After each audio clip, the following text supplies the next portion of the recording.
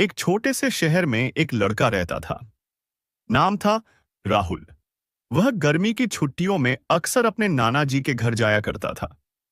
नाना जी एक बहुत ही शांत, समझदार और प्रकृति से प्रेम करने वाले बुजुर्ग आदमी थे। उनके घर के पास एक सुंदर सा बगीचा था, जहां निजास वह हर दिन पौधा की देखभाल करते थे। एक दिन राहुल ने नाना जी से पूछा, नाना जी, मैं बड़ा होकर एक सफल इंसान बनना चाहता हूं। क्या आप मुझे बता सकते हैं कि सफल कैसे बना जाता है इसके? नाना जी मुस्कुराए और बाले, इसका जवाब में तुम्हें एक अनुभव से दूंगा। चला मेरे साथ। दोनों नर्सरी गए और वहां से दो पौध लेकर लौटे।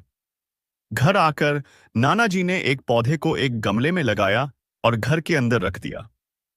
दूसरे पौधे को घर के पीछे की खुली जमीन में लगा दिया। फिर नाना जी ने राहुल से पूछा, बेटा, तुम्हें क्या लगता है कि इन दोनों में से कौन सा पौधा भविष्य में ज्यादा अच्छा और बड़ा बनेगा? राहुल थोड़ी देर सोचता रहा और फिर बोला, नाना जी, जो पौधा घर के अंदर है वही ज्यादा अच्छा बढ़ेगा, क्योंकि वह सुरक्षित है।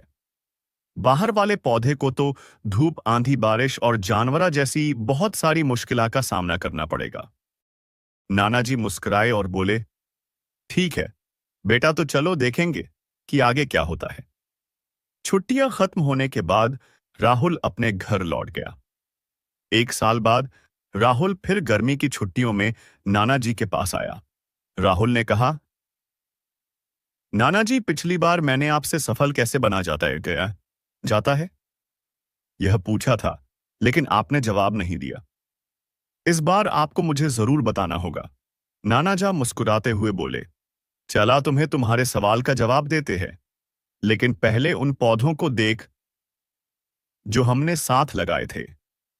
वो पहले उस पौधे के पास गए जो गमले में और घर तक सबूत न लिए थे। वह पौधा अब थोड़ा बड़ा होकर एक छोटा सा पेड़ बन चुका था। फिर वे बाहर गए जहां दूसरा पौधा लगाया गया था।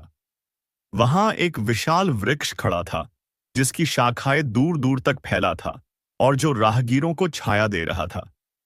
नाना जी ने राहुल से पूछा, अब बताओ बेटा, इनमें से कौन सा पौधा ज्यादा बड़ा और सफल बना और क्यों?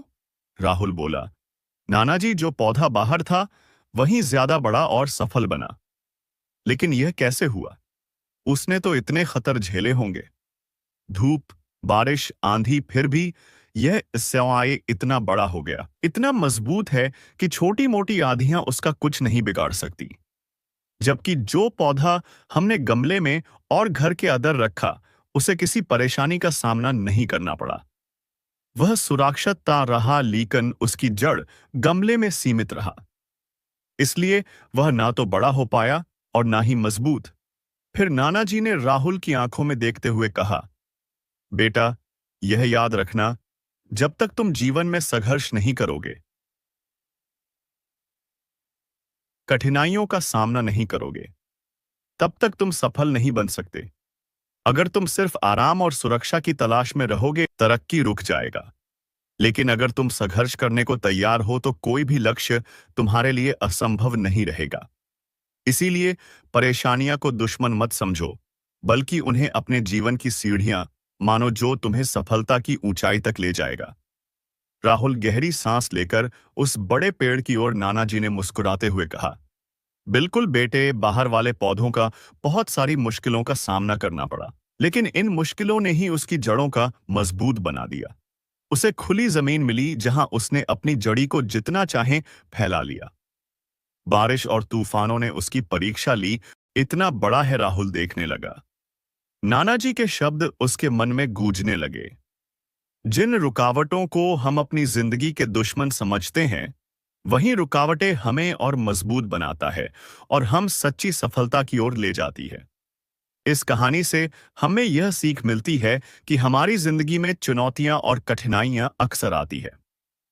कभी हालात हमारे खिलाफ होते हैं तो कभी रास्ता धुंधला दिखता है, लेकिन यही चुनौतियां हमें निखारती है, हमारे अंदर छिपी ताकत को उजागर करती है।